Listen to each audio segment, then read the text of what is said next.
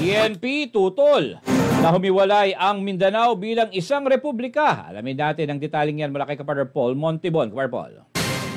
Hindi sangayon si PNP Chief Police General Benjamin Acorro Jr. sa mungkahing humiwalay ang Mindanao bilang isang republika. Sa panayam ng media, sa general iginit ito ng walang dahilan para isulong ang ideyang ito bukod sa wala ito sa saligang batas. Dagdag pa ni PNP Chief Acorro, hindi papanahonaan niya ngayon ang pagkakawatak-watak kundi ang mapanatili ang pagiging isang bansa at ang soberanya nito. Nauna nang inihirit ni dating Pangulong Rodrigo Duterte ang paghiwalay ng Mindanao sa Pilipinas sa pamagitan ng pangangalap ng pirma. Nagsimula ang usaping ito dahil sa masinhing pagtutol ni FPRRD sa ipinalaganap na People's Initiative Campaign para isulong ang charter change o pagpapalit ng saligang batas. Nabatid na si House Speaker Martin Romualdez ang sinasabing nasa likod ng kampanyang ito. Para sa Diyos sa Pilipinas, pumahan at ulat Paul Montibon, kapartner mo sa Balita at Serbisyo.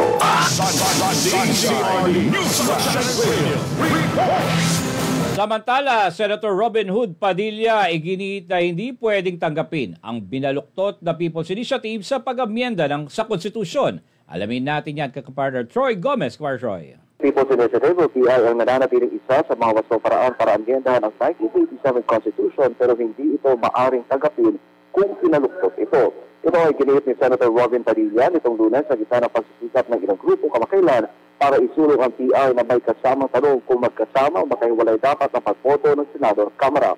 Ani Padilla, naniniwala siyang ang tanong sa huling PI kung dapat magkasama o makahiwalay ang pagboto ng Senado at Kamara ay labag sa saligang batas. Dagdag din ng Senador na tagapangulo ng Senate Committee on Constitutional Amendments and Revision of Codes, illegal ang PI effort kung gamit ito ang boto ng taong bayan. Ayon din sa kanya, bagamat matagal na niyang advocacy ang unicameral form of government, hindi siya papayag sa huling PI na pangkamilitahin ang saligang batas. Ani ang PI sa 1987 Constitution ay maaaring gamitin sa pag-amyenda lamang. Para sa Diyos at sa Pilipinas kumahal, Troy Gomez Aguilar, kapartner mo sa Balita at Serbisyo. Sa iba pang mga balita, hamong magpa-drug test. Tanggapin na lang ni PBBM para matuldukan ang issue ayon kay Atty. Roque. Alamin natin ang balitang yan mula kay Kapartner Angel Pastor. Kapartner Angel. Hindi pa rin humuhupa ang isyong gumagamit ng ilegal na droga si Pangulong Bongbong Marcos. At para nga raw tuluyan na itong matuldukan ay bakit hindi na lang magpa-drug test ang punong ehekutibo. Sa ganitong paraan ay baka matapos na rin raw ang agam-agam ng publiko patungkol sa naturang isyu. Tanggapin po natin yung hamon at sabay na magpa-drug test, no? Nang matapos na po ang lahat ng alinlangan. Kasi po, binatukan kayo, bumato rin kayo, sinasabi nung isa, hindi na ako nagpa-fentanyl, wala na yung pain ko, so lalabas at lalabas naman niya sa dugo kung mayroon pa siyang fentanyl, no? So, ganun din naman po dapat ang maging response ng ating presidente. Dagdag pa ni Roque, importanteng malaman ng taong bayan kung totoo o hindi ang paratang kay PBBM. Wala po akong pinapanigan dyan, ha? Wala akong alam kung talagang gumagamit ng pinagbabawal na droga ang presidente. I'm giving him the benefit of the doubt dahil umakit ako sa kanyang entablado nung huling eleksyon. Pero kinakailangan saguting mabuti. At hindi lang po salita ang sagutin, siguro po dapat nga sa siyensya, sa pamamagitan ng pagtetest ng buhok na kung saan mas matagal ang epekto ng mga pinagbabawal na gamot kaysa sa dugo na ang alam ko ay 4 na araw lang pwede na mawala ang mga trace. Kailan lang ay naglabas ng video message si Pangulong Marcos at nanawagan ito ng pagkakaisa at pagbabago raw ng ugali. Para nga raw kasi makamit ang isang bagong Pilipinas ay kailangang maging bago rin ang Pilipino. Walang puwang ang mga paninira at paghahatakang pababa. Unahin natin ang ating bayan. Ang pahayag na ito ng Pangulo ay sa gitna pa rin ng tensyong namamagitan sa kanila ni dating Pangulong Rodrigo Duterte. Nauna nang ibinunyag ni Duterte na gumagamit ng iligal na droga si Marcos. It is an accusation against him from the public. Bakit ko iproba? It is for him to sit in the Luneta Park, pagkuha siya ng dugo doon, independent entity o doktor, magpakuha rin ako, sige, pati ako, pakuha siya ng blood test. Yan, that is how the way it is disproved. Para sa Diyos at Pilipinas kumahal, Angel Pastor, SMNI News.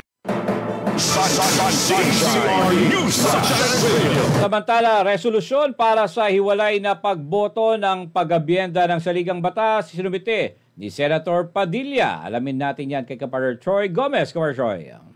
Inihain ni Senador Robin Padilla nitong Lunes ang resolusyong tutuldok sa matagal ng issue kung buboto ba ng magkasama o magkahiwalay ang Senado at Kamara sa pag-amyenda sa 1987 Constitution. Sa resolution of both houses number 7, nais ni Padilla na amyendahan ang Section 1 ng Article 17 sa saligang batas para sa hiwalay na pagboto. Kailangan na nga raw amyendahan ang nasabing probisyon para ma-adapt ang isang bicameral legislature at wala ng ibang interpretasyon ang gagawing pagboto para sa pagsusulong ng charter change. Sa Section 1 ng Article 17 ay amyendahan para payagan ang pagmungkahi ng Kongreso ng pag-amyenda o pagrebisa sa 1987 Constitution kung saan nakalagay ang by a vote of 3/4 of both houses in joint session assembled, voting separately, or a constitutional convention. Iginit ni Padilla na ang isyu ng pagboto ng hiwalay o magkasama ay dapat na maresolba bago talakayin ng Kongreso ang ibang aspeto ng pag-amyenda ng saligang batas. Nitong araw ng Lunes ay pinag-uusapan sa Senado ang resolution of both houses number 6 o RBH number 6 na tatalakay sa mga iminungkahing pagbabago sa ekonomiya, kabilang dito ang serbisyong pampubliko, edukasyon at advertising. Samantala, iginit muli ni Padilla ang pangangailangan para amyendahan ang economic provisions ng saligang batas para mawala ang hadlang sa progreso. Anya maring hindi na angkop sa globalization ang 1987 Constitution. Sa 2020 Foreign Direct Investment Attractiveness Scorecard, nasa panlabing-tatlo ang Pilipinas sa 14 na ekonomiya sa Asia-Pacific region. Para sa Diyos at sa Pilipinas kung mahal, Troy Gomez nagulat, SMNI News.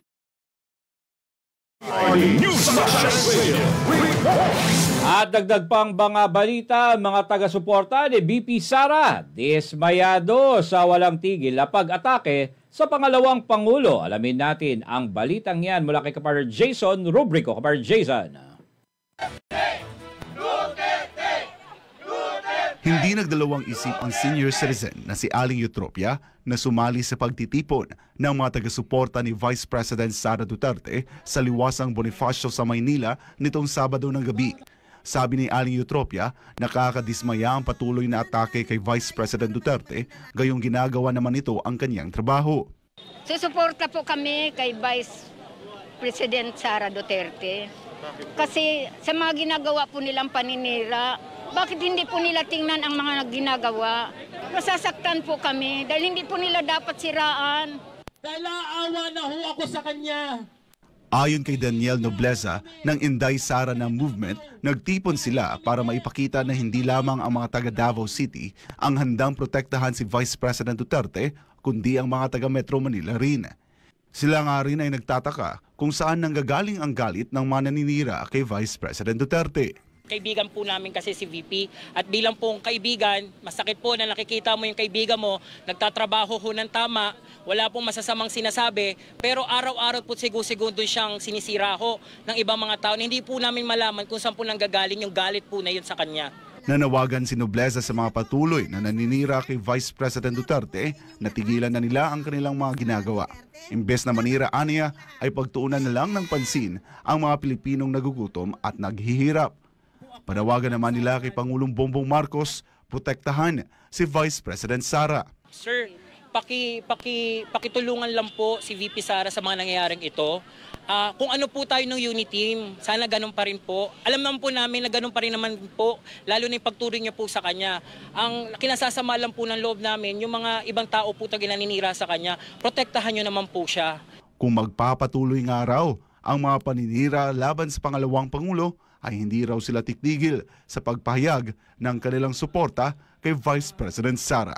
Para sa Diyos at sa Pilipinas kumahal, ako si Jason Rubrico, SMNI News. Samantala, Atty. Panelo, may pahayag ko sa pag-ayaw ni Camiguin Governor Romualdo sa pag-iwalay ng Mindanao. Alamin natin yan kay Kapatid Hana Jane Sancho. Kapatid Hana. Inayawan ng Romualdo ng Camiguin ang isinusulong ng Mindanao Secession. Sa isang pahayag, kinasyon ni Camiguin Governor Xavier Jesus Romualdo ang isinusulong na paghihiwalay ng Mindanao sa Republika ng Pilipinas. Sabi ng kababatang Romualdo na dapat sagutin ni dating Pangulong Rodrigo Duterte at Davao del Norte Representative Pantaleon Alvarez ang mga hinaing nila sa naging estado ng Mindanao. Ayon kay Romualdo, ano ang nagawa ng Duterte administration noong sila pa ang namuno sa bansa? Sinagot naman ito ni dating Chief Presidential Legal Counsel at dating Presidential Spokesperson, Attorney Salvador Panelo sa kanyang programa sa SMNI. Ayon kay Panelo, delikadesa ang dahilan kung kaya't inuna ni Duterte ang ibang lugar sa bansa para umunlad. Inihalimbawa ni Panelo ang paglapit ng anak ni Duterte sa kanyang tatay na ayusin ang Davao International Airport na hinindian ng dating Pangulo upang hindi ito mapulaan.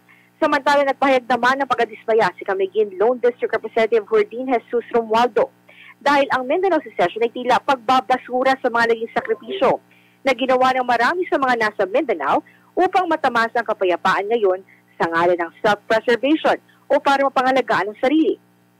Sinagot din ito ni Panelo at sinabing ang mababatas na Camiguin ang siyang pinapangalagaan ng sarili dahil ito ang nakikinabang sa kasalukuyang sistema at siyang tatamaan kung isusulong ang paghihiwalay ng Mindanao sa Republika ng Pilipinas. Para sa Diyos at Pilipinas kumahal, ito si Hannah Jane Sancho, kapartner mo sa balita at serbisyo. At para sa huling detalye ng ating mga balitang national charter change, hindi magdadala ng milagro sa ekonomiya ayon yan kay Senator Angara. Alamin natin ang detalye ng balitang yan mula kay kapartner Troy Gomez. Troy. Huwag lang umasang magkakamilagro sa ekonomiya, oras na makalusot ang pag-amyenda sa economic provisions ng konstitusyon. Ito mismo ang sinabi ni Senador Sani Angara, Chairman ng Senate Subcommittee on Constitutional Amendments and Revision of Codes, sa pagsisimula ng pagdinig ng Senado sa resolution of both houses number 6, araw ng Lunes. Pero hindi naman ito ibig sabihin na hindi makakatulong. Huwag natin isipin na ito ay isang milagro na pag pinasa natin ay darating bigla at kakatok sa ating mga pintuan ang mga mamumuhunan at mga negosyante. Dahil tulad ng sinabi ng ating mga kasama, maraming factors po yan. Binanggit naman ng Senador ang mga karaniwang balakid para sa mga dayong investor. Kabilang dito ang gasto sa pagnenegosyo, red tape, at kalidad ng infrastruktura at iba pa. Ang pagdinig sa Senado ay nakatuon sa mga inirekomendang amendment sa ilang economic provisions ng konstitusyon na itunuturing ng Chacha proponents na sobrang restrictive at hindi makatutulong sa pagbubukas ng ekonomiya sa mas maraming dayuhang mamumuhunan. Kaugnay nito ay hindi naman magpapapressure ang Senado sa inilatag na deadline ng Kamara para maipasa ang RBH number 6. Sinabi ni Senate President Juan Miguel Mig Zubiri na maingat na hihimayin ng Senado ang mga panukalang pag-amyenda sa 1987 Constitution. We just like to put on record that the Senate is working very hard to listen to the clamor of certain sectors to look at and revisit the 1987 Constitution. But we will not be falling into a trap on any deadline because to discuss such an important matter needs time. Git ni Zubiri, kailangan daw ito ng masusing pag-aaral kaya't hindi ito pwedeng madaliin. Una nang sinabi ni Zubiri na utos ng Pangulong Bongbong Marcos ang pagpasa ng RBH number 6 at i-adapt na lamang ng Kamara ang bersyon ng Senado. Mula dito sa Senado, para sa Diyos at sa Pilipinas kung mahal, Troy Gomez nag-uulat, SMNI News. Ronda Pilipinas. At sa ating balitang ronda, mga residente ng Albay pinag-iingat sa kasunod na pagputok ng Mount Mayon. Alamin natin yan kay kapartner Sheila Balog. Pinag-iingat ang mga residente ng Albay kasunod ng pagputok ng Mount Mayon noong araw ng Linggo. Ayon sa Philippine Institute of Volcanology or Seismology o PhilVox, nangyari ang pagputok bandang 4:37 ng hapon na tumagal ng 4 na minuto at 9 na segundo. Ang pagsabog ay nagdulot ng rockfall at pyroclastic density currents o PDC at usok na umabot sa 1,200 metro ang taas. Ayon kay Dr. Cedric Daip ng Albay Public Safety and Emergency Management Office, wala anumang naitalang ashfall sa mga bayang malapit sa bulkan tulad ng Daraga, Kamalig at Ginubatan. Sa ngayon na natiling nasa alert level 2 ang bulkang Mayon. Para sa Diyos at sa Pilipinas kung mahal, Sheila Balog, ka-partner mo sa Balita at Sabi. Business News Blast. At sa ating balitang business, Philippine Airlines kabilang sa most punctual carrier sa Asia Pacific region. Alamin natin yan kay kapartner Maynard Kaintik. Pasok ang Philippine Airlines sa top 10 ng most punctual carrier sa buong Asia Pacific region sa taong 2023. Batay sa inilathala ng Cirium On-Time Performance Report na isang London-based aviation analytics company na Cirium Noong Disyembre 2023 ay pumapangalawa ang PAL sa Asia Pacific matapos makakuha ng 83.08% sa on-time arrival flights. Sa kabuuan sa Asia Pacific ay rank 8 naman ang PAL at ito lang ang tanging airline ng Pilipinas na nakapasok sa naturang listahan. Kabilang ang iba pang airlines na pasok sa top 10 most punctual carriers sa Asia Pacific ay ang Hong Kong, Singapore, Vietnam, Indonesia, Japan, Thailand, India at New Zealand. Para sa Diyos at sa Pilipinas kong mahal, Marinard Kaintik, kapartner mo sa balita at serbisyo. International News Blast. Forest fire sa Chile naging sanhi ng pagkamatay ng higit 50 katao. Ang detalye ng balitang yan mula kay kapartner Sigrid Castañeda. Nagdeklara ng state of emergency si President Gabriel Boric ng Chile dahil sa nangyayaring forest fires sa bahagi ng Valparaiso. Ito'y matapos umabot sa mahigit 50 katao ang nasawi sa mga sunog na nangyayari sa mga kagubatang bahagi ng Valparaiso region, partikular na sa El Olivar. Tinatayang aabot na rin sa 3 hanggang 6,000 kabahayan sa naturang lugar ang nasunog. Samantala, pumanaw na sa edad na 82 taong gulang ang Pangulo ng Namibia na si President Hage Geingob. Noong nakaraang buwan ay isinapubliko ng presidente na may sakit itong kanser at magpapagamot sa Estados Unidos pero tuloy na itong nagapi ng sakit. Naging Pangulo Namibia si Geingob noong 2015 na kanyang pangalawang at huling termino sa pwesto. Para sa Diyos at Pilipinas kong mahal, Sigrid Castañeda, kapartner mo sa balita at serbisyo. Sports News Blast. Stephen Curry gumawa ng kasaysayan sa NBA. Alamin natin yan kay kapartner Carlo de la Peña. Gumawa ng kasaysayan sa NBA ang Golden State Warriors star na si Stephen Curry matapos na makakuha ng 60 points laban sa Atlanta Hawks. Ito ang kanyang second career 60-point game kaya itinanghal si Curry bilang ika-10 player sa kasaysayan ng NBA na nakakuha ng multiple 60-point games. Pero sa kabila ng performance na ito ni Curry ay natalo pa rin ang Warriors kontra Hawks sa score na 141-134. Pinaunahan ni Trae Young ang panalo ng Hawks na nakapagtala ng 35 points. Para sa Diyos at sa Pilipinas kong mahal, Carlo de la Peña, kapartner mo sa balita at serbisyo.